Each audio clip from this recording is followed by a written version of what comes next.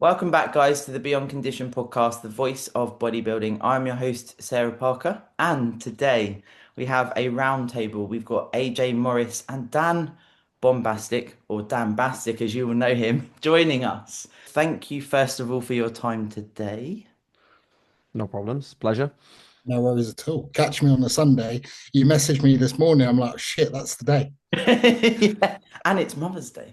And I just said before we jumped on that I want to highlight to the listeners that actually collectively we have over 30 years of experience in the competitive bodybuilding realm. So over a decade each of competing and being in the industry. Now, of course, we're all coaches as well. And you guys, it's super cool that you guys trained many moons ago. And actually when I visited Dan, as you know, AJ, we were like, could we do a roundtable with the three of us? Because of course there is a lot of commonalities between us that we want to just bring education, empowerment to the industry, but also have a bit of a laugh because bodybuilding's quite a solo and we're pushing and we're going to extremes and sometimes just bringing this collective vibe together. I'm sure you'll agree it just brings a bit of joy to the space at times. So where do we start? And actually I have an idea. So I feel like you'll find this interesting, right?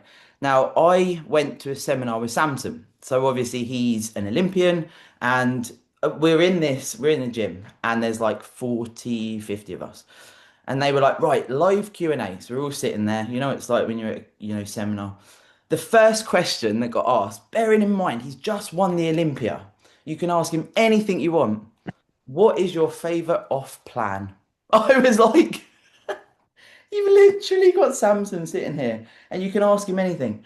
But I want to ask you two, what would you ask Samson if you got the opportunity to speak to him? And who's going to go first? I've had the pleasure of spending time with Samson, and I so this comes from a coaching perspective here. So obviously with Samson, there was a transition where he was coached by solely from his wife, and then it was a little bit of John Meadows, then to Milos, and then there was a change of going back to just him and his wife doing their own thing. And that is kind of where things really clicked from that in terms of actually the overall presenting it on stage and showing placings. And I wanted to know from him is like, okay, so what did you take away from your time with Milos and why the change? There's a lot I can't say on the podcast because it doesn't paint everyone in a good light, so I'd rather not. But what I wanted to know is from a mental perspective, was it easier to have an internal eye or easier to have an external eye? I mean, somebody actually calling the shots who lives in your own house. Mm. Now, coming from personally, why I would ask that is I coach Romana. Coach athlete relationship is very, very, you have boxes for different things, right? You have your relationship box and you have your athlete coaching box and everything else. Sometimes the lines become blurred. So I wanted to know how do you manage that? And I think the truth of it is when you're at the extreme level Samson is at, the lines get blurred without even really knowing it. It's like an autopilot blur. They're not distinct boxes at all. It's 24/7. Because no matter what you're doing, because Samson would say, like he full well admits, like he would cheat on his diet. He would. He cannot do that with his wife literally there. Like it does not happen. She cooks his food. Everything's prepared for him. If he tried to sneak down in the night, she would catch him. Can't happen. So I found it very interesting in terms of there is an added pressure when you are coaching a partner and being coached by a partner because representation means far more. You don't want to let your partner down as a coach, and as an athlete, you don't want to let your partner down coaching you. Their name, the way it's presented as social media matters because social media is fucking brutal. Yeah. Brutal. So I guess what I want to ask AJ, because I'm not entirely sure, do you coach Loz? I have. Yeah, I do. Yeah. Okay, so following along same lines as that question, what I asked Samson, how do you manage it with you and Loz? So essentially the way that we do it is we do it very similar to how I'd operate with any other client. We keep the kind of check-in process to the process that I work with my athletes. So she sends me her shots, she sends me her feedback, and I feed back to her in the same way that I'd feed back to a client. The only thing that kind of exists outside of that is the kind of emotional response that you just get throughout a singular day. You know, you can't avoid having some conversations that are about the process when you're living with someone. So they come into the mix. But if I feel like those lines of communication are getting blurred with what I need to come across in a check-in, I'll typically just say to her, look, can we maybe just bring this up at the next update, you know, rather than bringing it up now when I don't actually want to even make a decision, or I don't want to be influenced to make a decision haphazardly as a result of me being like influenced by your current emotional state, you know, et cetera, or even where I'm at. Because if I'm not in my office in my work mode, I'm not making the best decisions, you know? So that's what I try and do, is try and compartmentalize that process a little bit. But it's unavoidable to have those moments where you do need to chat about something during the day. And I make sure that those moments are just beneficial to the process rather than take away from it. Do you think you actually living with Loz gives you great perspective in terms of making the right decision each week? Definitely. Because Like you see the day-to-day little things that perhaps are not going to be fed back in within the check-in that you'd get from another client. Yeah, and you just you know someone so much more psychologically as well.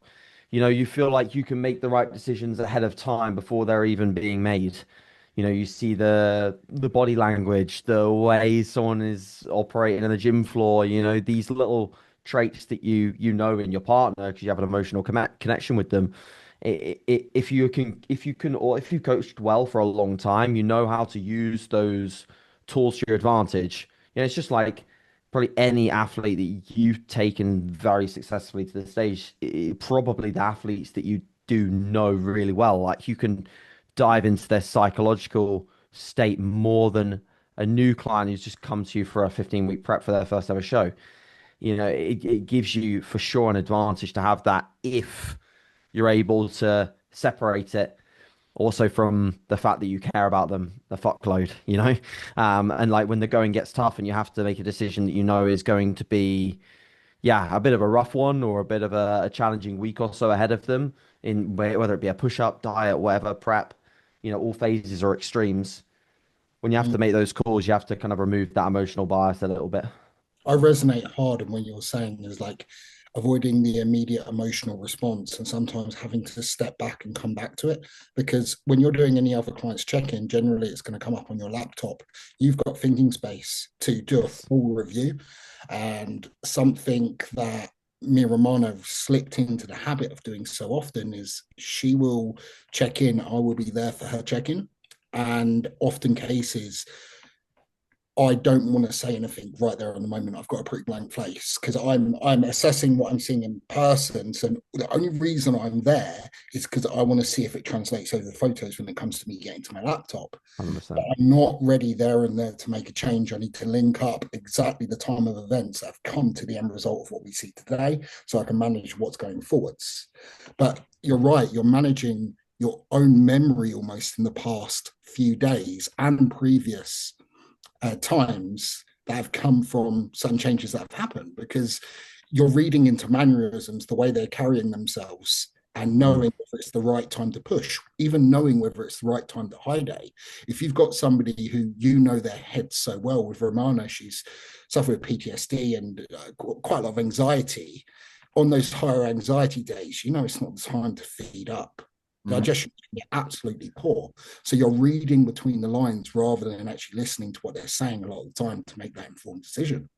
Yeah, yeah, for sure. I feel like what you've both highlighted there, maybe something that'd be interesting, and you're sort of touching on it there with people that are listening that are coached. I feel like, again, there can be blurring of lines to build that close connection without it going too far that it's gonna, blur either side.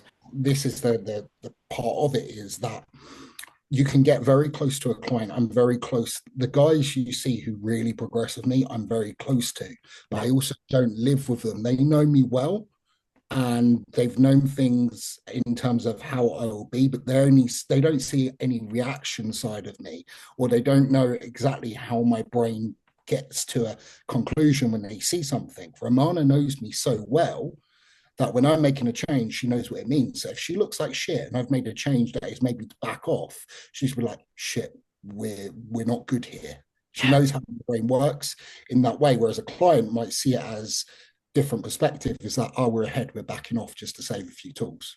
Psychology part of that, of how that runs into the next few days. Yeah, yeah. And I feel like sometimes it's quite hard from a client perspective to know how much to report. Even if you are close, it's like how far do you go into the life circumstances in, say, a check-in? And it can be quite hard to understand that from a client, perspective as well. I'm sure you'd agree. Yeah, I mean, often thing that has been said more recently, more than ever, is coaches become kind of therapists in a way sometimes. And sometimes it's hard to know how far to go with that Yeah, yeah. because you you need to know your role as a coach. And don't get me wrong, one of the biggest tools I use within coaching is sports psychology, Hmm. massively. But knowing how far to go and them not becoming over reliant on you and shutting out the people that are truly closest to them. Something that I do at the end of every show day, for example, is when a client gets off stage, win, lose, draw, pro card, whatever it is, I'm not the first person they go to. I am not there at all. I go outside. And I do watch from behind the glass because I like to see the reaction of the family and the athlete and whatnot, because they were living with that athlete, Hmm. like quite literally. And they have this, and I hope, closer relationship than they do with me. So I let them have that moment with the family, and then usually the athlete's like, "Where's Dan?" And then I'll come and speak. I'll come and speak to them and give them a hug and whatnot. But the same way it goes in terms of being a therapist, it's knowing how far to go that they don't shut out the people that are actually closest to them, because that's where the root of it is at home. I like that actual. I hadn't thought of the perspective of that actually, which is cool having that perspective of actually them maybe relying on you more to be that person and not, the close people. What are your takes on that, AJ? I like that. Yeah, I mean, I think that's a really good way of thinking about things. I think the difficulty is sometimes surrounding whether the athletes have actually got that support network or not. Because, the problem often occurs is that the parents, the girlfriend or maybe was girlfriend, don't really understand bodybuilding. But I work with a lot of first timers. I have a lot of amateurs still, and they're at a stage in their process where I think the family is still coming to terms with what even bodybuilding means to them. So I think my role there is more trying to educate them on how they can explain it to their significant other, how they can invite their family into supporting bodybuilding rather than fighting against it.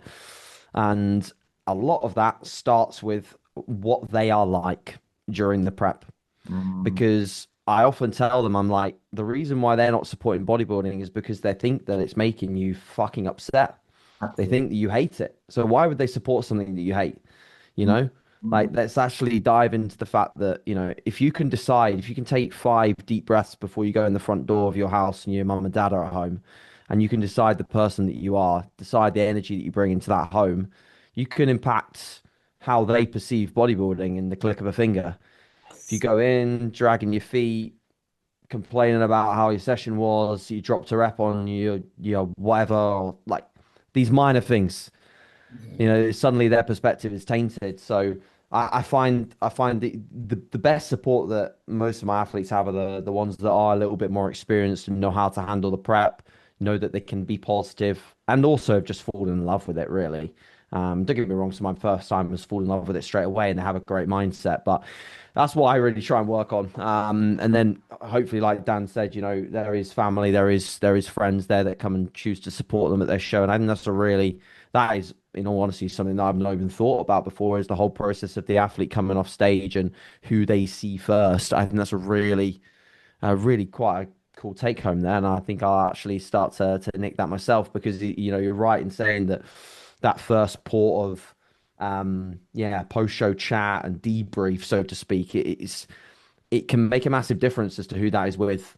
And if it is with the coach, I think sometimes you can get a heightened state of arousal, and that sometimes can be a pro because you can experience something great with an athlete. It can sometimes be a massive con, and it can actually be quite detrimental where you're almost getting into a bit of a heated debate Yeah. after a show where it might not have gone the way that the athlete wanted. And that discussion is not that place and time is that's not the right place and time. If anything, the next day is the right place and time for that discussion as to how we can be better. Where do we move forwards from here? Not in the immediacy of stepping off stage when they're potentially some people are in tears, you know? Mm. Like that's not the right time and place. And I've learned that the hard way sometimes in the sense that it's just better to have that discussion in a professional manner with either a call or a chat when they've really started to calm down and they can think with the right perspective. Mm. Yeah. Yeah. It's such a, like you say, a heightened, because if it isn't the outcome, and obviously as coaches it's managing expectations as well, but sometimes I'm sure we've all been there where it's like, okay, even the judging in our eyes, okay, so I need to understand that myself, right? Like they've just come Sure. off stage, and it's like an immediate, so it's like they compete, the placings and it's literally like if they beeline to you, as Dan was saying with like Romana's check-in as the example, you need a moment there, right? To think, okay, so how are we gonna, because what I always say with coaching, and I'm sure you agree, guys, is that our words matter. We could say one sentence and that could change the game and that could hold so much weight for that individual. So Yeah. we're of course we're going to feel, and then they might have questions for us, and it's this like full on, and it's not always easy. Not everyone's going to just be able to take the place in and go, okay, let's be, be better. Particularly like you say, AJ, with experienced competitors, I feel like you can be a bit more understanding, whereas first time, for them it's deer in headlights as well, like being judged and, understanding the placing. So yeah, I feel like that moment is sometimes robbed and it's a bit like, whoa. Put it into like a realistic perspective on show day. It's like one when that athlete gets off stage, you're almost going through your brain archives and switching to the communication manner you would apply to that client. Your communication is different. How you say things, how you talk to that client is different for every client, Mm, generally. Because personalities, everyone's slightly different. Put it into the realistic show day state. It's like you might have 3 or 4 athletes going that day, and where you've got somebody in the bodybuilding short, now you've got someone going in the bodybuilding medium, then the tall, then the classic. You've got athlete after athlete, and you're also preparing each of those athletes slightly before they get on stage. It might not be massive adjustments, but those last words you say to a client before they're pumping up or helping them pump up, they do matter yeah. as well. So you can't always see the client that's just come off stage immediately. So the the aftermath of it is now how we're going to commune and now communicate to each of these clients in a different way. So sometimes, as AJ said, the day after is the time for that, Yeah. you know? Um, The only thing I was thinking there with potentially, I mean, it could be experienced competitors as well. If, and I'd be interested to hear your takes on it, if the athlete doesn't place as they thought they would, or however that looks, right? They didn't win and they're not happy with the placing. This can sometimes, I would say, potentially go into how they treat their people, how they treat their post-show food, how they treat that evening. I think that, you know, yeah, I mean, that's an open can of worms, right? Because Yeah. even as you say, personalities are different.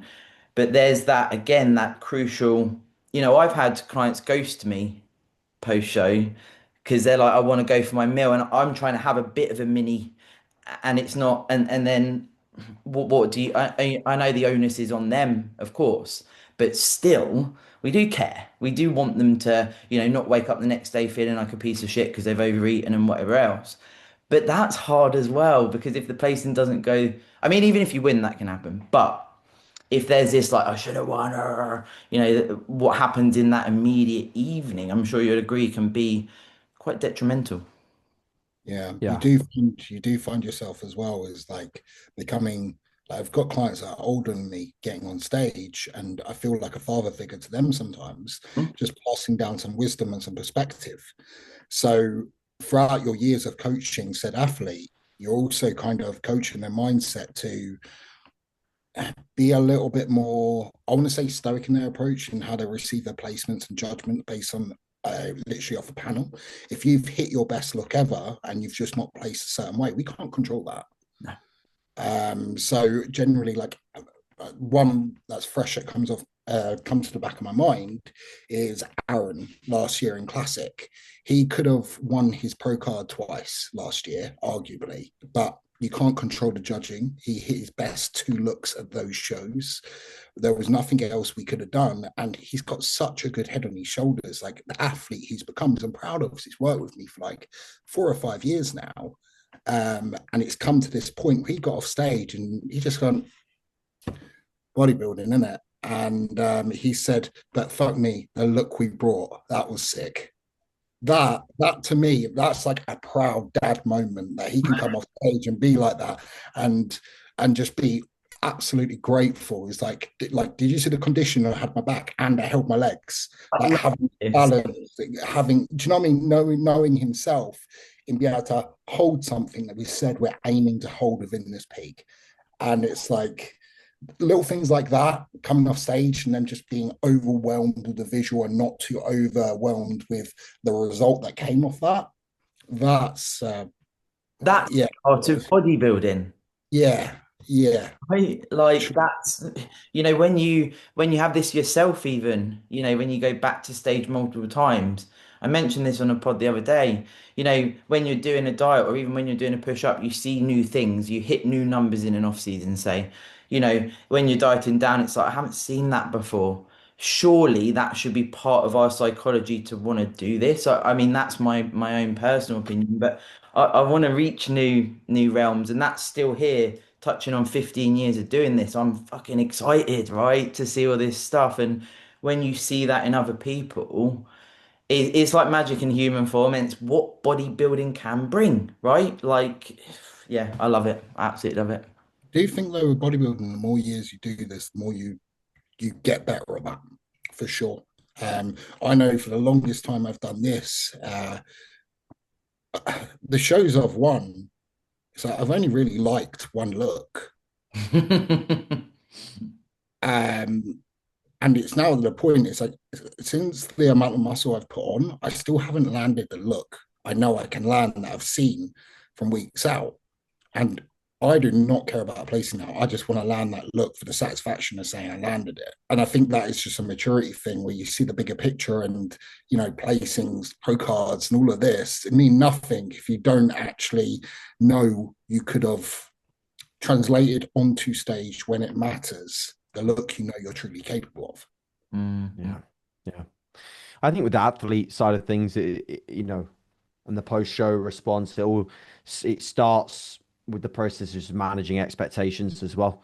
That's a big thing that I try to nail out of the gate with my guys and girls is that if we focus more on the look, if we focus more on the outcome being something that we can control, which is what we put on stage, and we focus less on what we can't control, which is where you get placed, so whether you get a pro card or not, we're going to end up at least with a good degree of satisfaction. We might be a bit disappointed if it just didn't go our way. It was close. Like I've been disappointed with that for sure, and rightly so. So can my athletes be, and there's no problems in that. But if we're mature enough to realize that we just nailed all aspects that we could control, then it's a win. And that's the same kind of mentality that I try to set people up for, like in that post-show window, whether they're going into other shows.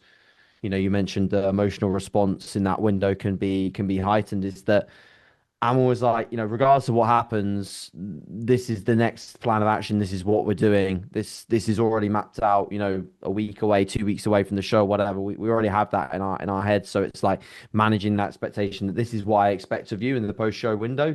If you don't do that, you can expect that I'm going to tell you that you didn't do what I told you to do. And the next show or the initial off season will be compromised. And it's as simple as that. If you didn't want to follow it, you don't want to follow it. So I lay it down pretty sort of straightforward with my athletes now, and it's good because when I do that and they don't follow it, 99% of the time they just come and tell me, and honestly, and they're like, look, I didn't follow that. Yeah, it's rare, but they'll come to me and they'll be honest, and I'll be like, okay, cool, yeah, no problems. I mean, it's gonna compromise things, but we'll crack on as best as we can. But some people just need that. Like I don't know about your approach, Dan, but if we're doing multiple shows in a season, I'm very rarely letting people come away from a plan in a post show window. I'm very rarely letting people go out to eat, to be honest with you, to be brutally honest, because even if I give them something that, right, this is the menu, this is exactly what you're eating, 9 out of 10 times, the environment in which they're in, the encouragement from a family member or a friend pulls them into a more relaxed state where they make an option that they shouldn't make. It's very rare that I can trust someone to make the exact option that I want them to make in that window of time. So yeah, I'm pretty strict on just getting them back to a baseline plan and then moving. Let's say, for example, they got another show in like 1 or 2 weeks. Yeah, I've got no time to maneuver. I've got no time for an extraneous variable. And I don't know about you, Dan. What's your approach there? I think the first one, it depends on the body. How much food have they required in the carb up? What kind of look have we gone from? If we've gone for a more detailed, flatter look, and then I want to, after the show, once cortisol's dropped down, I want to see what a little bit more food would have looked like, maybe. Sure. Um, Yep. Certainly, if we have a week gap, I want to get them back to pre kind of peak week baseline as soon as possible so we can set up and make from that starting point, make any adjustments, knowing what I learned from the last show. It's just little variables there. Because truly, you can set a same peak up for a client, but it's all about the entry point perspective, Yes. isn't it? Yeah. So that's what I'm wanting to do. But again, certain bodies who might be high stress, and that might really bring them down after a show. And then we Yeah, I get see that. positive response, more drop off of fatigue. It can work well with, but it's actually rarely if it's a week for sure. Yeah. Uh, I'm on the same kind of page there. I just want to get them right into that baseline. And it's not even sometimes a food thing. Sometimes it's a mental thing to put them back in where they need to be able to be back in that rhythm. Yeah, for sure. I just actually thought, what are your guys' takes on warm up shows, quote unquote? Because we talk about this in this space, and this is a relevant point. There could be the show that's the show for that athlete, and maybe it could be like a regional, right? Some people will do the Two Bros regional, and there maybe be 6 to 8 weeks out from the actual main qualifier show. What are your takes on that? It's going to be different, I guess, natural and assisted as well. Yeah. But for me, it totally depends on the gap, really. It does depend on the gap and also the rationale for the warm-up show. If the reason is qualification purposes, and that then totally depends on the competition standard of qualification. If the competition standard is high, then we already need to bring a good look, regardless of the timeline, regardless of the gap, because otherwise they might not even qualify. So if it's like top three go through, and I know that top three of that show is going to be a challenge for this athlete, we need to bring it. And it might then look like, okay, if we've got a big gap in between, we get to 100%, we back off the gas pedal, diet break for a couple of weeks, something, and then we're back down again.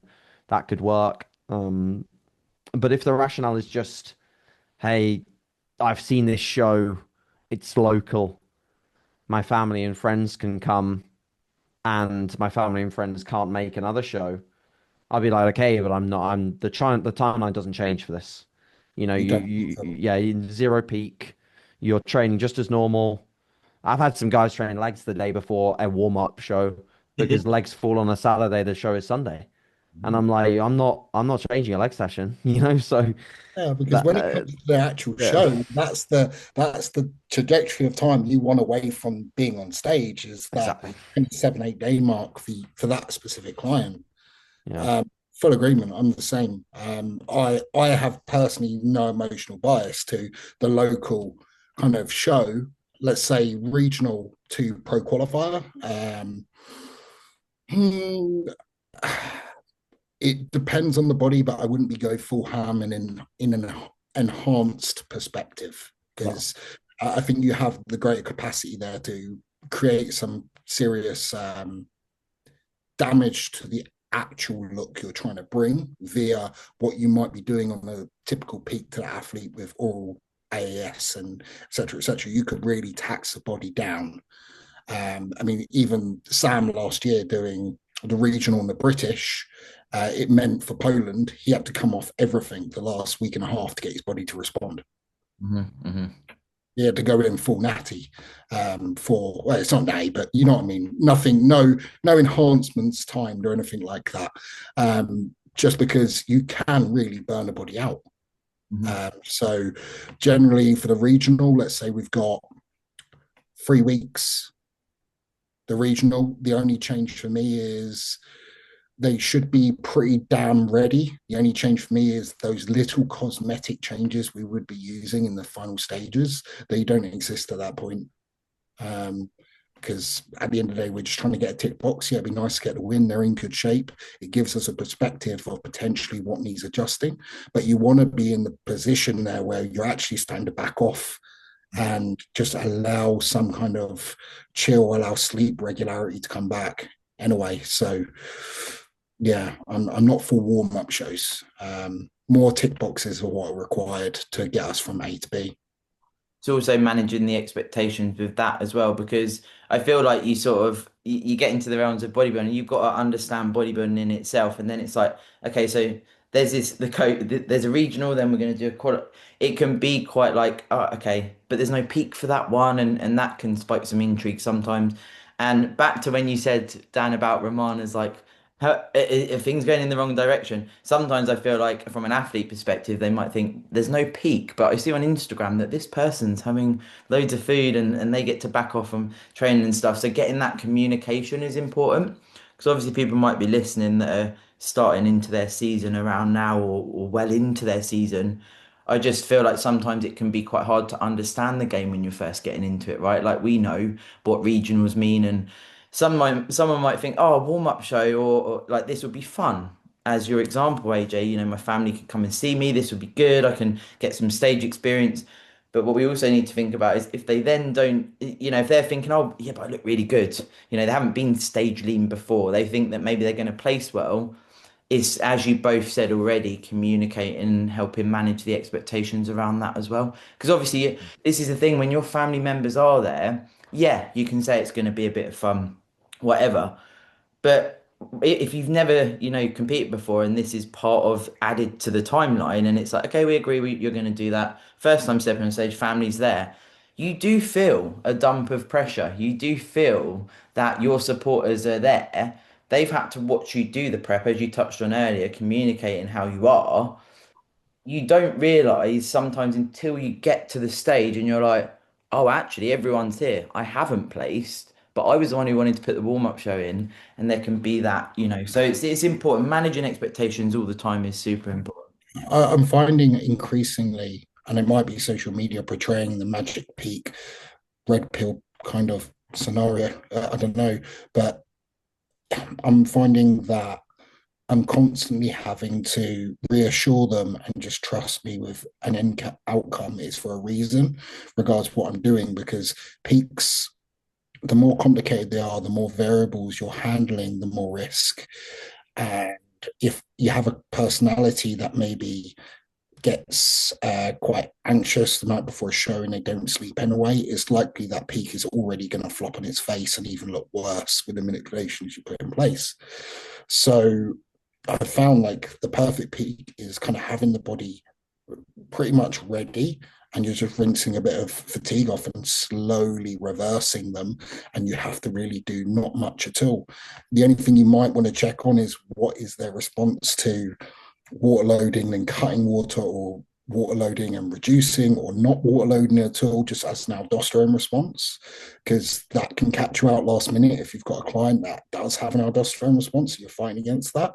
But apart from that, you should be in the scenario where with every high day you've done in prep, you've built up data to understand what that body weight fluctuation is from going to bed to morning and combining those days together. So that data should be written down. Because sometimes as well, like I say, that I've used data just to peak lines and then related the visual just to the data, because there has been scenarios where different location, different lighting. You're not used to seeing our clients in a hotel in dark, kind of, the hotel lighting in the Premier Inn. It's bloody terrible in the Corridor. hallway. Yeah, yeah. Where the visuals just don't make sense with the weight they're going to bed at with what they're sending me. And part of my brain is like, right, we're holding some fluid here. We need to probably put in maybe just like a quarter diazide or something, but their weight, it's telling me they're going to bed lighter than they usually were.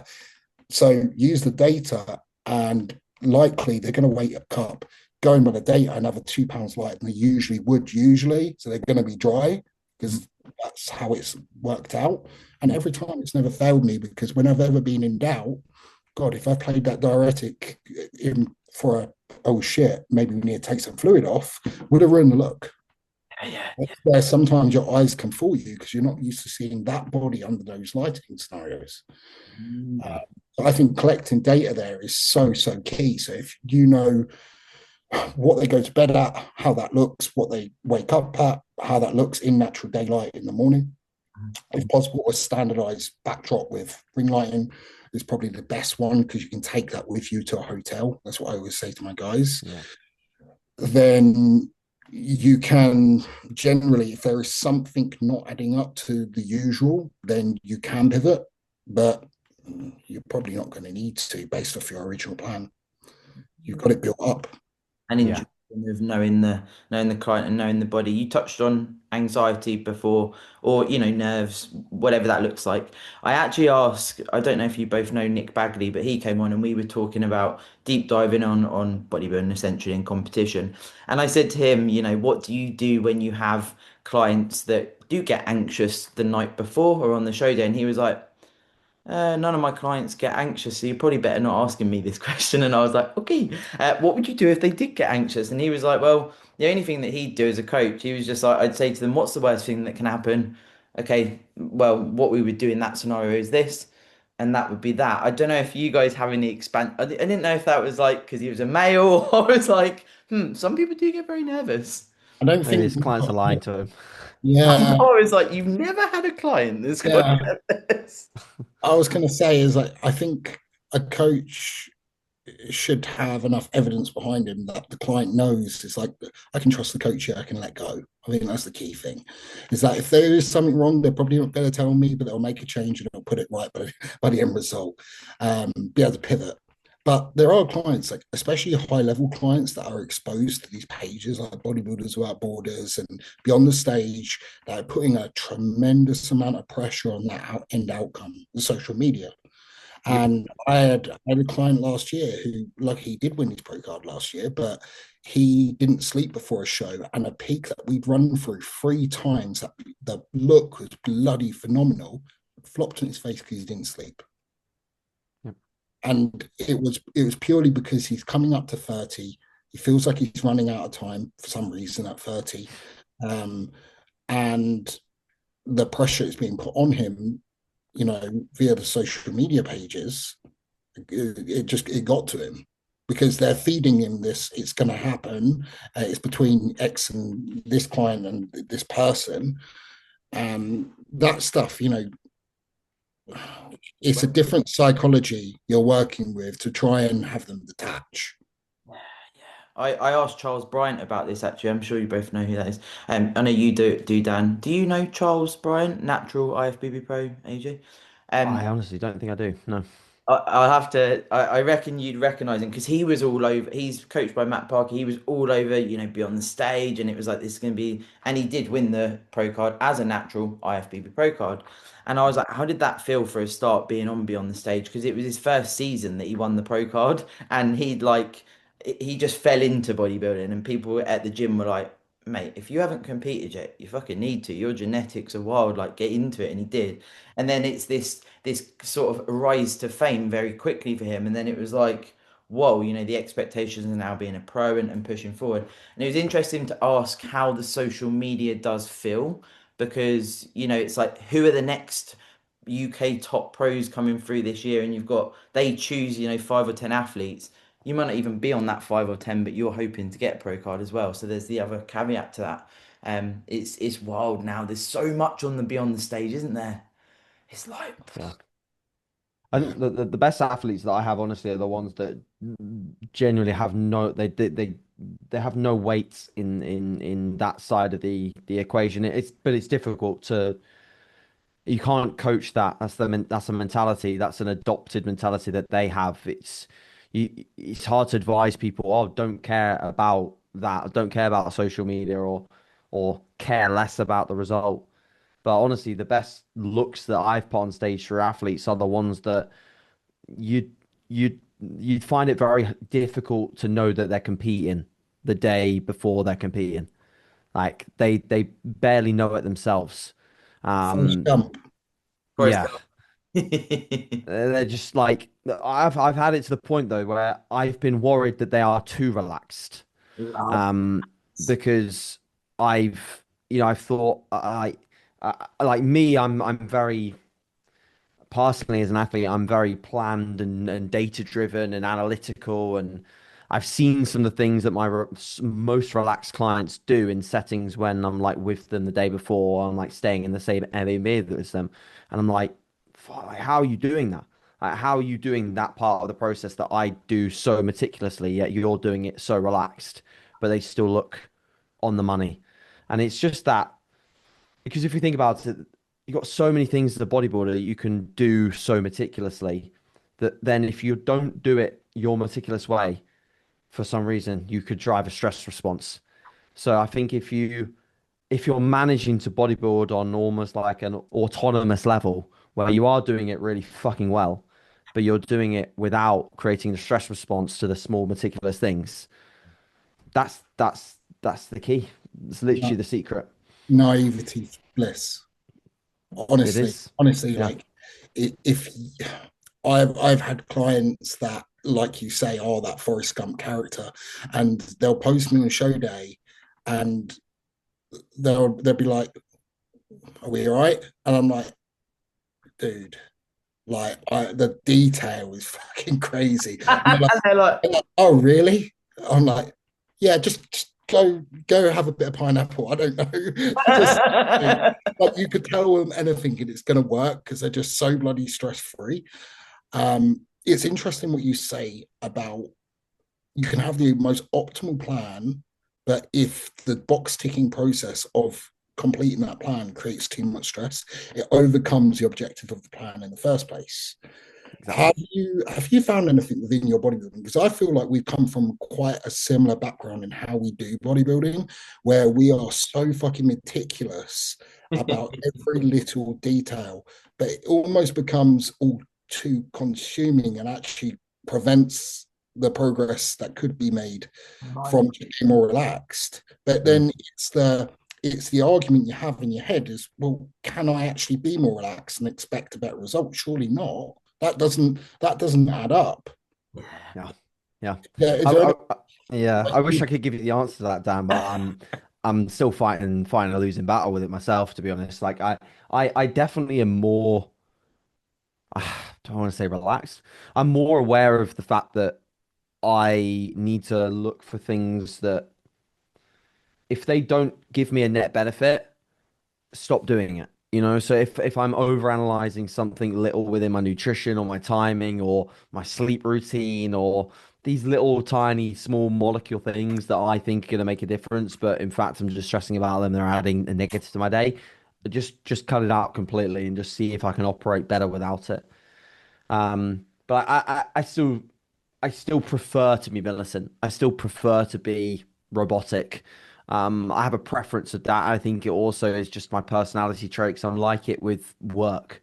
You know, like I get the same check-ins through each day for my athletes, and I do them in the exact same order to the point where a lot of the time, if they're pretty consistent updates, I could look at a Monday's day of check-ins and be within 5 minutes of every response each week. So like 7:05, Mike gets his feedback, 7:10, this other client gets it because I just like that aspect of my day. I don't like change. I've never enjoyed having fluctuations. Um, so I think in some ways it makes me a good athlete and a good coach, but in some ways it's hurt me in preps because especially as I get close to the show, I am a very anxiety driven kind of person as I get closer to a show because I care just a lot about not so much again the result, but more so the way that I look. And then that feeds that mechanism. So it's something that I'm still working on, and honestly, something that last year proved to me why I'm very confident that last year's prep will be the last prep I would self-coach because it was getting to a point where it was actually really blurring my decision-making process as well. So I then at that point, I was like, if I could remove this whole mechanism of the thought process of my coach, my own decision making for myself, I will then free up so much more space just to operate and just to get after it and just to do the things that I like to do, like being just consistent in my routine. So, yeah, that's where I'm at with it, mate. I think, would you have now, you being, I count you as the goat of NA coaching. I Like, do. I That's do. very kind. Thank Okay. you. I do. So even if you applied your brain and you had the AAS knowledge to go with it, like you would be up there in the top coaches in the industry in that realm of things as well. You've got the That's very right kind. long-term Thank you. sense because bodybuilding's all the same. It's just when we change chemistry, there's some slight differentiations. But would you, with your own like prowess in your craft, would you trust giving the reins over to another coach? And how would you take it if an order was made and you didn't totally agree with it? How would your athlete kind of mind, then coach mind, be able to operate? So here's the exact response that will make you think, yeah, he needs a coach. So if I look at my prep as an overview last year, and I take my proper head, my proper decision making, good coaching head, the decisions I made from when I first stepped on stage to my last show are all decisions that I absolutely categorically would not ever make for a client.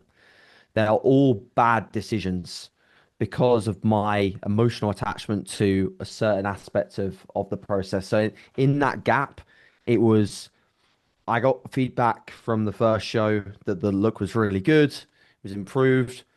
But the one comment that stuck in my head was that I have seen AJ leaner. And I took that comment completely the wrong fucking way. And I went way too down this path of I'll show you condition. And all of the things, Dan, all of the things that I did so well for that first show, like you mentioned it with your athlete keeping his legs. For me, it was keeping some decent muscularity through my chest, delts, and arms. All the things I'd done so well, like feeding up every day before push and on push, replenishing, freshening up, going again. And it like brought such a nice look when I look back at those pictures. All I saw was my glutes to the point where most of the time, most of my check-in shots, I'd scroll past all the ones that I needed to keep an eye on to where the You're body not, fat remains. Yeah. And it's just a terrible, terrible spot that I got myself in. And I know if I did a string of shows or even had that remotely sitting in my head that that was some of the feedback that I got, I'd just do the same again. So I need someone to make the shots that I was making that's knowledgeable enough to make those shots, to call those shots, to protect essentially what I'm now going to spend the next 2 years building, you know? So, yeah, that's the reason why. And who would you do you have anyone in mind that you would speak to about taking the reins, or is that close to your chest and you're sort of I think it's a little bit close to my chest at the moment because I do have a few that I for sure am thinking about, and I don't want to say them and then like not go to one of them and then make them, I don't know, like pissed off at me or something. without saying who you would consider, um, are does the coach need to think in a similar way as you? I mean, Not not necessarily. yeah. I thought it'd be a mixed. Yeah, not necessarily. My main things are I need them to have eyes on me in person. So I won't be going for a coach that's located in America or anything like that. I think there's great coaches that are out there. I'd love I'd love to learn from someone like specifically like just not because I don't think that I've got the knowledge. I don't want to sound like big-headed there. no, no, Okay, not. Say it, mate. Yeah, not because I don't think there's a gap in knowledge, but because I think there's something to always be learned by people that have been doing this just simply for longer than me and have put so many really good physiques on stage and have some things that, or do some things that I wouldn't necessarily do. And that's like someone like Cliff Wilson. He's been putting physiques on stage since like the early 2000s in natural bodybuilding. He's coached the likes of like Doug Miller, coached most recent WNBF overall champions. Like he's one of those that I think is one of the goats in the game. But and also the way he operates intrigues me because he just only operates via email. Literally just an email a week. And it just intrigues me as to how I'd find that. It always has. And luckily enough, I'm actually going to be able to meet him because we're doing a seminar talk with a few other people in middle of this year. So I'll get an opportunity to chat with him there, which will be good. But no, it'd have to be, someone in the UK, someone that I haven't got like a super, super close friendship with, because I think that's a limitation as well. And someone that's part consistent natural physique. So it's not like obviously there's a great amount of really good coaches that I think maybe just have a higher total roster of assisted athletes, and I don't think that's a limitation, but I do think there's some specificities within the natural realm that if you've done it consistently and put some great natural physiques on stage year to year, that benefits me as well. So that's what I'm kind of searching for, so to speak. I don't know if you're like me as well. You also look at those physiques they've put on stage and look at how much progress they've made since they started. I'm almost looking for the coaches that are maybe not hitting the best physiques on stage, but have taken them the longest range of their like genetic capability they can. Yes. Because I think a lot of people could get in a Ferrari and drive it really fast. Yeah. But I think it takes a really skilled coach to be able to, I don't know, drive a Ford Focus and have it not look bad next to the Ferrari.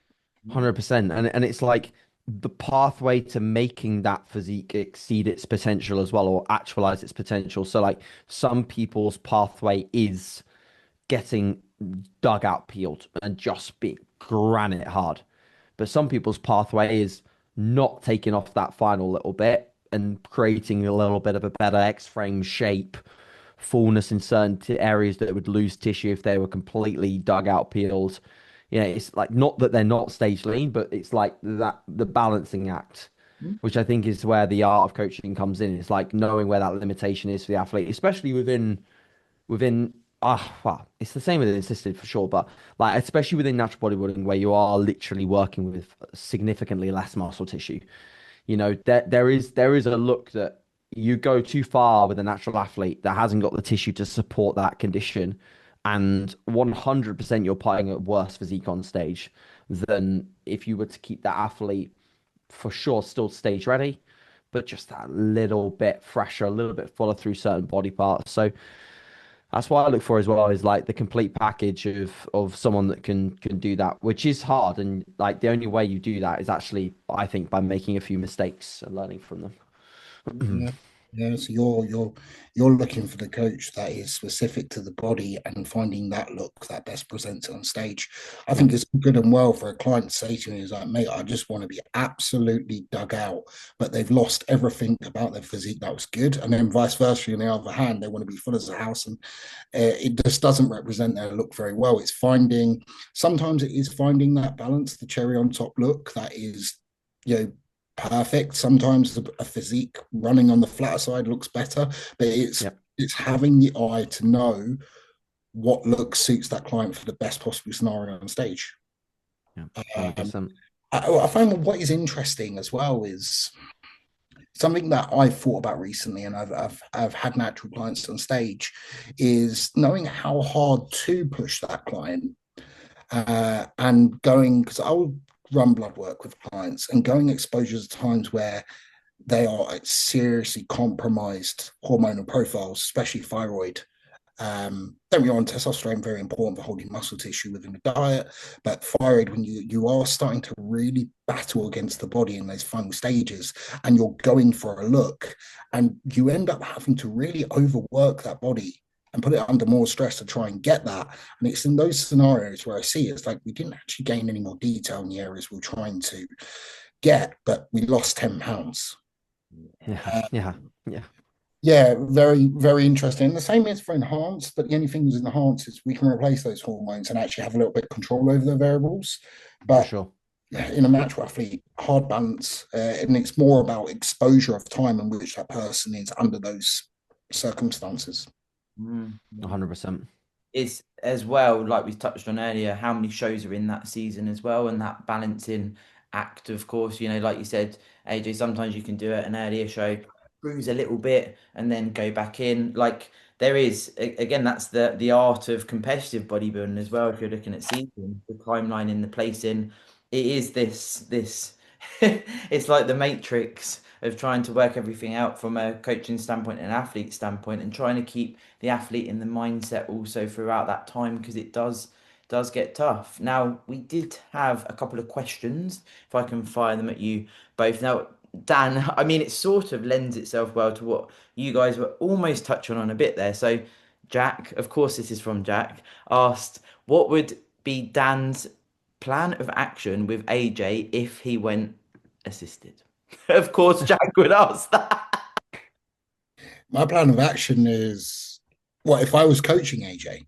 Yeah, so if he was gonna go, let's set the scene. If AJ was like, right, Dan, I'm going into the dark side. Where do we start? Where is he? Where is he within his like season? Is he post show or Let's say that I AJ. hope Dan's answer would just be no, mate. Don't I keep. was about to say, I was Yeah. about to say, or is he? Oh, an emotionally led decision. Okay, I Yeah. see. I see.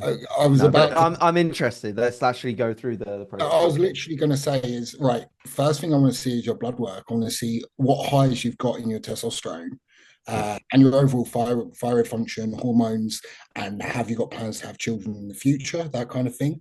How far, your competitive career is natural and how long it's been. How deep of a hole has that dug into your baseline here? And if this is represent, say if you are at, I don't know, um, just below range in terms of your testosterone and pretty much all your hormonal, um, you know, Right. whatever. I Yeah, can I can give you I can give you some numbers if you're interested, mate. I can bring up my most recent bloods. It's cool. Little Um, when so how what do you long? want to know? What do you want to know? How long have you, Testosterone. how long have you been in off season, and when were these bloods taken? So my most recent like full bloods, most recent full blood. I had testosterone done recently, which is up a little bit on these. But my most recent full bloods were October. So by then I was in off season for 4 months. Okay, So what do you want to know? Testosterone, see your where we start with that testosterone. 10.4. Okay, so just kind of on that, pretty much what I said on that kind of lower. Free was like 0.1, so just below, like just the very bottom end of physiological slash just below. Question for you then, and you will probably know this with your Nicholas data tracking. How long? Well, have you ever drawn bloods after a show? Not immediately, no. Okay, because I was wondering how low that gets, and then Yeah. how high does it get to, and how long does it take to get there within an off season? Yeah, for sure. That's the thing that I'm intrigued about. Like the highest ever that I had was like 17, 18. That's Um, and we're trending up in that direction at the moment. You had tests done as well more recently, did you just test? Yeah, testosterone, so that was like back up to like 12. Okay. Actually, I kind of expected it to be a little bit higher, but Mm-hmm. it's yeah. Okay, it's so it, the thing I was chatting to Tim Stewart about this as well. It's like if you were to tell me that I'm like typically those blood work is like supportive of like low testosterone, but I genuinely don't feel symptomatic at all. Like, being honest with you, I know how it feels to feel super low testosterone. Been there for probably many months of last year. Laws will attest to that as well. And I felt like just deadpan shit 24/7 for a good couple of months. The So thing is, AJ, like literally what I was going to ask you is how does that represent itself on the surface? I think exactly. I think doctors are bad at this as well as coaches, is we'll read, they will, and we will read a testosterone score and we'll go, you're in range or out of range. They don't actually go, how do you feel? And I feel like a lot of Yeah. TRT setting ignores a symptomatic, Yeah, you I know, think so too. yeah, for sure, for sure. The thing is you asked that question, Sarah, and knowing AJ, I would say no. I wouldn't recommend he did. The only time I would recommend he did is when he's done competing and he wants to go on TRT. And that's literally if after a 15, 20-year competitive career, he is in super, super low testosterone. It's manifesting in his overall drive, mindset, and his overall feel. Because at that point, his key value is in not only the way he is around his family, his partner, Loz, and how cognitively, like its cognitive Yeah. function for his Yeah. work. That's how he leaves his mark on this earth. Like that's what he does. So anything affecting your livelihood and happiness, that's where I would say, like, for you, dude, like TRT. But if you've got plans on continuing competing, your mark is in natural bodybuilding. I think your name is synonymous with natural bodybuilding in this country. It couldn't be anywhere else. Yes. So there are no recommendations. I think the only recommendations, if we had a blank client that was considering it, is it would be assess where his set point is at his highest in off season, and if that is below physiological, then you probably want to try and get them to upper end of physiological to start, and maybe a little bit super physiological. If they're not bad off, then you go a little bit higher into super physiological, and that could look like 150 milligrams, 200 milligrams, 250 milligrams. And that's a more newer set point, because previously it was you go on cycle and it was 500 milligrams as your first cycle. That's what it was. No, And AJ, no. that's what it was. It's 500 milligrams of sustanon. That's what you do, 2 mil a week. And then more recent years, it was more like 250. But it's getting lower and lower. And I think we're seeing the benefit of actually understanding that you only need to be in a super physiological environment. This is also novel for you. And if you've been competing as a natty for years on end, you've always kind of been a little bit suppressed there on paper. So this is going to go a long way, you know? Yeah, that was actually a question I was going to put to you, mate. How much, so let's say, for example, I now spend a lot of my time going down to, let's say, for example, I will take them at the end of the prep next time for reference, but let's say I go down to, like, 5, 6 nanomoles or something, and then I come back up to 12, 13, whatever, and it's a slow, steady process. How much, if I was to then go on to TRT when I was like 40 years old, do you reckon that I I right now feel worse than than I think I feel, but I've actually just adapted so much to a new normal that I don't know how good I could feel if I was in higher ranges? How much do you think is like maybe a weird adaptation process that a lot of natural athletes maybe go through, especially with those that maybe compete like every year, let's say? I wanted to argue this about symptoms, yeah. I think it's a real thing. Um, I think you, under the environment you've placed your body under for a long time, the adaptation is that becomes your norm. I think it Mm, can, but it depends on, in your scenario, are you noticing it's having a negative impact on your yeah. life? The other ways that you see success. So if you're noticing a drop off in clients and the general feedback is like, he's slower to respond to me, he's not on the ball, he's not as sharp. To Yeah. me, that would be a highlighting point of going, shit, what's going on here? Or you're constantly getting brain fog, where it's like, Jesus Christ, this is, like, I need more caffeine to get myself going nowadays. What's going on? Yeah. You'd be recognizing signs like that. And then obviously in your private life and stuff, for sure. But I think that's a real thing. Is like, what do we say with nutrition and normal people? Yeah. Is they actually don't know how feeling good, what that feels like. Yeah, yeah. It's crazy, isn't it? Yeah. You I, can Yeah. I just do feel like as well when we talk about, hormones and like even same with sleep, right? Like you get clients come to you that say, "Oh, I sleep really well," and then they work with you for a few months and they're like, "Now I sleep really well." Like as an example, there's so many things even from, as you say, Dan, normal life into when someone starts even a lifestyle journey of bodybuilding. But But you also, I was just about to say, you also need to consider it's like, right, I feel this is my normal. I feel all right, and I feel like I'm keeping on top of things. There's taking the risk there of taking something exogenously, sorry, and making that move and realizing for the little bump in reference range you've made, there's not really much difference. And now you've put yourself in a scenario where you're further compromised in terms of endogenously, right? So mm. there's the risk. So I think you would really need to see the signs to make that move, and I think you need to be under a clinic supervision as well.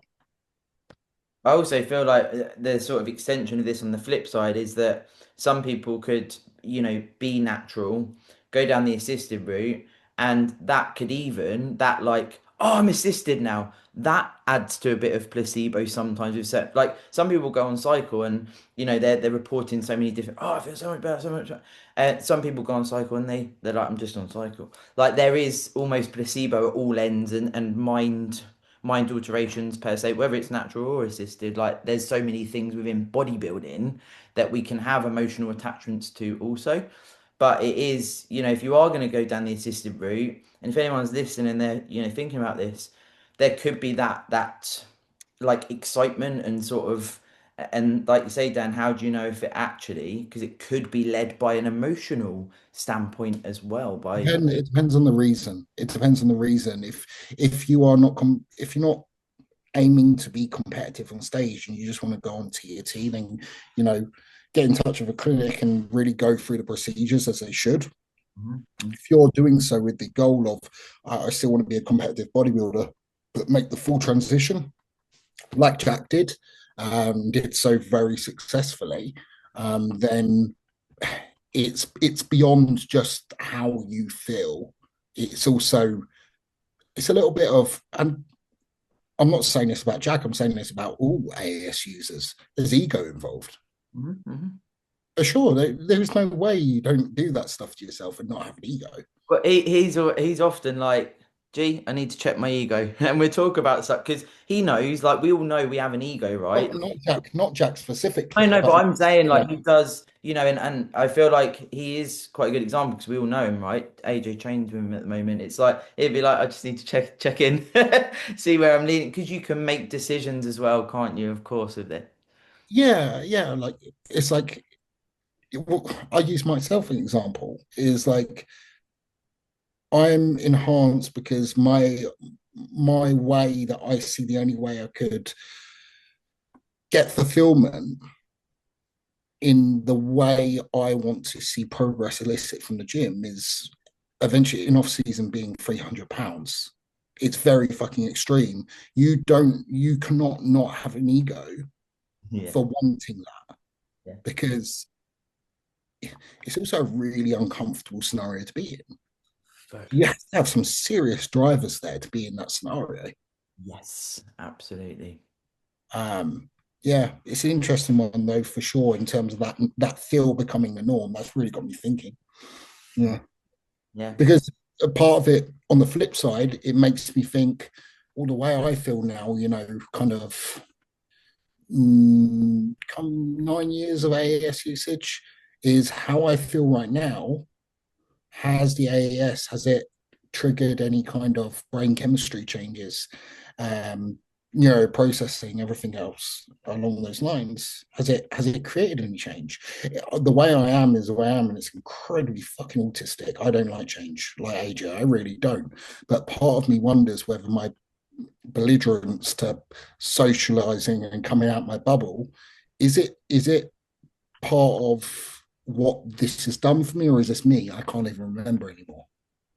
Yeah, for sure, because that's a consideration, of course, with anabolic use as well. That This is the thing: is if you're going to do this, if you're going to go enhance, fuck me, you better be introspective. You need to be able to step outside the frame and have a look at the picture and assess what you see. You really need a good head on your shoulders to do it well and out well. I'm also going to credit AJ with a listener who found the podcast, reached out, and we spoke in his pinned photo. One of the pinned photos is you, AJ, with him, and is it Megatron?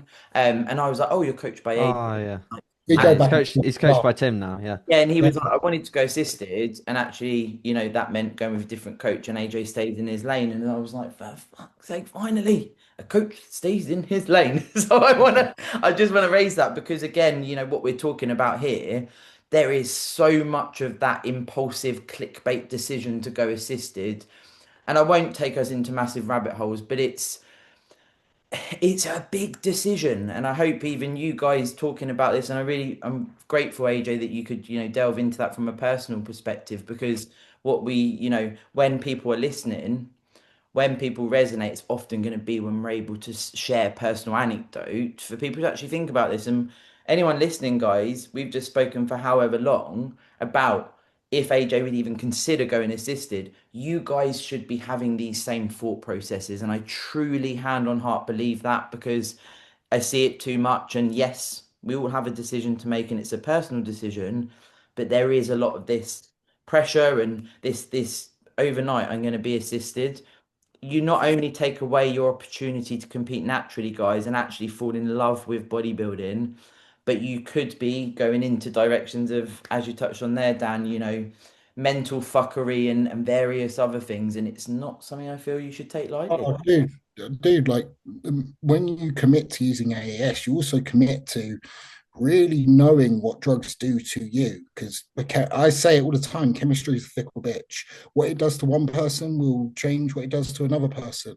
I had a thing where I found still playing around with ratios of test EQ and mass, just trying to get it right in terms of I'm trying to feel my absolute best. I got it bang on, felt incredible. Everything I touched in the gym would turn to gold. It was like old OGDB strength stuff. Stuff I would never post because people would think, bloody hell, he's going to do a powerlifting comp again. Yeah, okay. It was unreal. Now I Love thought, that. all right, I'm taking this diet a little bit further. I want to put in a bit of a compound here just for a thermogenic kind of input. I don't want to use tren. I don't want to use tren because I don't want my sleep to go bad. The whole point of what I'm trying to do is feel as good as I can do and see if that relates to the visual. And it always does. It always does. It's always been the backbone of what's ruined preps in the past. So I thought, DHB. We'll go with DHB, 50 milligrams every other day, along with my other shots. I was like, cool. Week one, incredible. I felt fine. Start of week two, starting to feel a bit fatigued, a bit lethargic. Middle of week two, just stuff came to life. Like the shoulders were the size of my head, the muscle was pressing hard. I was like, oh shit, this is good. But I'm noticing aggression going up. I'm agitated. I'm very good at keeping it to myself, luckily, but I'm feeling like the littlest thing's pissing me off. By the end of week two, unbearable anxiety and whatnot. I'm like, this ain't right. And with the DHT shortages, DHB being a DHT, it ain't being produced anymore. I'm on 200 milligrams of tren. I can't use 200 milligrams of tren, sir. It sends me loopy. No, I know you can't. This is the stuff. This is the stuff. This is the stuff you have to deal with when you're assisted. You're playing guessing games with the current market, and it impacting your brain chemistry and your moods and whatnot. You're playing roulette. This is why I like even the example there, AJ staying in his lane and Don't blame him. I don't blame him. Honestly, like your mood stability is something I'm reaching for, but I wouldn't need to worry about that so much if I wasn't doing all this. It'd be easier if I was just on TRT. It's just a constant flow. just baseline. The other question we did have, but we've pretty much answered it. So it's from hypertrophic underscore chamber. Hello, and thank you for your question. How to manage post-diet nutrition to minimize fat gain while upping calories. Now, actually, I'll give a bit of a plug to our previous episode, AJ, where we actually spoke about this quite heavily in the natural realms of bodybuilding. As we agree, you are the pioneer of the UK natural bodybuilding scene, but have a listen to that because we delved into body composition quite heavily on that episode and what that could look like as you progress through an off season. But as well, just thinking out loud, that type of again that type of advice and that type of conversation, obviously we spent nearly a whole episode talking about AJ. It's so person dependent, and of course we can give opinions and what have you, but there's no sort of background into actually who that person is and what their competitive endeavors are, etc. But there's a lot of episodes in the library, as it were, where I dig into things like that. But I don't know if you want to add anything additional there to that question at all. I think we've got plenty of stuff in that episode that can cover that in depth. I think it's been covered so many times. It's like don't be a fat cunt. I think it'd be the start of it, but there's a lot psychologically that goes into forming that, having clear goals, keeping somebody level headed, understanding what they're trying to get out of a reverse, I think is key.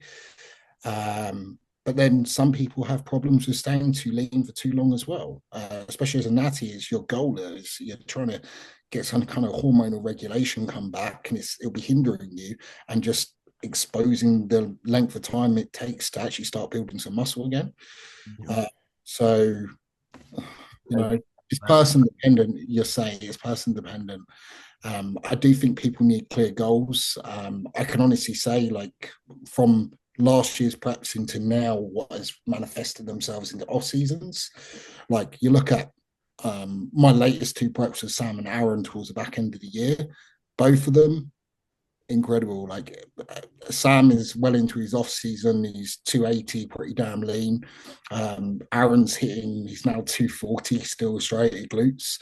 It's patience with these guys because you have the control measure of AAS, and because they are so adherent and so militant, they could be on their TRT dosages for extended period of times and stay lean because they're not binging or eating off plan or anything like that. And then they get the second rebound when the AES does eventually come in. They both got 15, 16-week health phases, which means they only go into those phases in better health anyway. I'm a big believer in you need to see beyond what you're doing now and link together phases so the transition is smooth.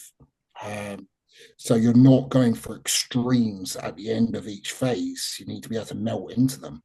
When you create extremes, there's bigger drop-offs after.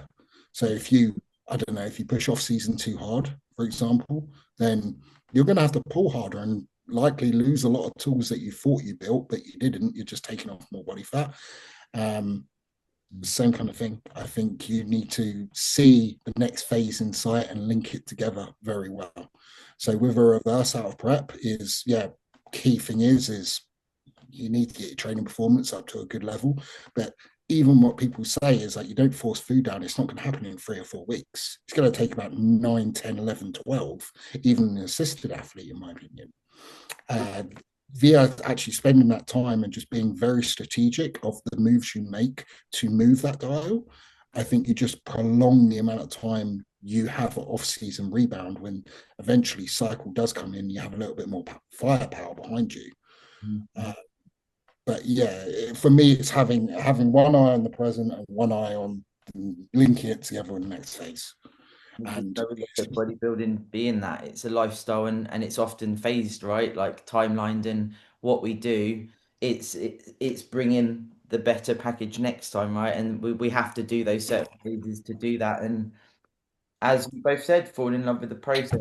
Now, before we wrap up, AJ, I don't know if you want to give a little plug to, of course, your show at the end of the year and obviously my affiliation with UK DFBA as well, and some of the posts gone out around, regionals and what's going on in the natural bodybuilding scene. But if you'd like to give a little bit of a and your seminar as well. Yeah. Sure, yeah, I appreciate it. So yeah, I mean, in terms of the shows, so obviously if you're a UK athlete listening, your way to get to the MBW is through competing with the UK FBA. So you have to have a a membership this year. You have to also compete at one of our shows, so the qualification show later in this season, or you can do the Heart of England. So it depends as to when you want to obviously set up your season as to which one you pick. And then obviously the NBW is 16th to the 18th of October. Obviously show day Saturday and Sunday, 17th, 18th, and registration on the 16th. So yeah, really looking forward to that. We've already got 50, 60 entries so far from mainly internationals. So looking forward to seeing the UK season kind of kick off and we'll get some good entries from the UK. I've seen already, well, I've seen especially one guy that I know is heading towards the Heart of England that looks absolutely bonkers. That's He's still this in guy, rugby. what's that, mate? That's still in rugby. Yes, they are. Yeah, like we've got two shows in rugby this year, and then the Edge is going to be our new venue for the British finals, and then the MBW is obviously going to be held at Magna again. So it should be good. Should be good. Annual seminar as well. So yeah, there's a few different ones coming up. I've got an Irish seminar at the start or the end of April, early May. That's all the details for that on my page. So I believe that that is actually a free seminar that's just being hosted at a gym. Oh, So cool. you can check out that one. I'm doing another little talk at the start of June at JP's gym. I believe they've also got Samson coming down for that, I believe. So Can that I ask should him be a a pretty question? cool one. Yeah, I'll ask him what his favorite sheet meal is. Yeah. Um, and then the Copenhagen one, which is really cool one if you're into natural bodybuilding. That's got myself, Daniel Kubik, who's an incredible coach and athlete in Germany, Brandon Kempner, who's now based in Bali but originally from Australia. He's a superb natural bodybuilder and great coach, and then Cliff Wilson. And that is on the 1st of August and the 2nd of August that weekend. So first weekend of August, Copenhagen. I believe I think there's like four tickets available for the practical element, and then the theory's still got a good few spaces. So should be good fun.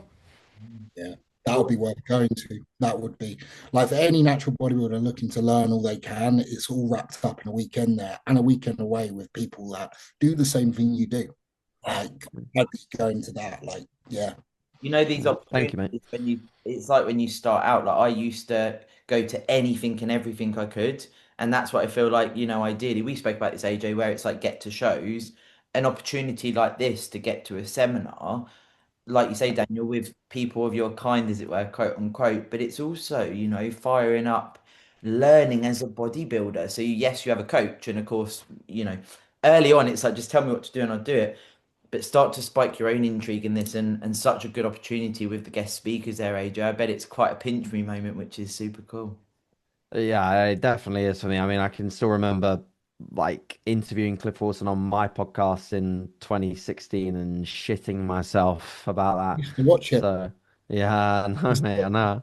I remember, still Yeah. remember the one vividly with Jordan when I was like, he didn't have video, so I was just talking to a blank screen. And I was just so nervous the whole thing.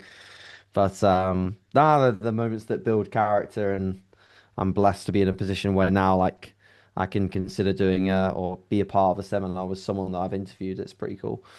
Mm. Amazing, amazing. Yeah. Good to see that and experience your passion on an episode like this. Both of you, I really appreciate it because as I said at the start, we want to educate and empower, but also show that you can find your people and be able to have a bit of banter along the way as well, guys. So I hope that you've enjoyed tuning in. I'll pop the Instagram handles for both of you in the description, and people can just click on that and it will link to pages. Obviously, they can look at coaching with yourselves as well. And if you're listening on podcast platforms, if you want to watch, remember you can search the Beyond Condition podcast on YouTube as well and you can see us in all our glory, including AJ's lit up logos in the background there that I'm asking for the link of how he made them. Oh, There he is. yeah, we've got Dan's showing him his as well. But guys, thank you. I genuinely appreciate it. Oh, thank you, Sarah. Thank you for your time. I appreciate you putting us in the same virtual room together because it's been a while since we've We actually. didn't even talk about training. I know. We need to do another one about training, to be honest, because I think that would be quite fun. But Oh but yeah. yeah, Good, it's Dan. been a while. Dan did say, because when we met up and we actually spoke about you, AJ, I was like, I did this podcast with AJ. We spoke about natural bodybuilding. Oh, AJ's such a sick guest. Dan's like, can we do a roundtable? But we also landed on being able to have Dan on the podcast a bit more because, as you said, Dan, you coach a certain amount of clients. AJ also resonates with that, having a top shelf of clients, but you want to continue to give to the community and something like a podcast. We can just, be able to talk about things and share the knowledge in a relaxed environment, as it were, and have our impact in the space. So I would love to do another one in the future, of course, if you two wanted to. Of course. Always happy to make the time. Thank you. Love it. Well, thank you. And we will speak real soon. Goodbye. Pleasure. Right. See you in a Bye. bit.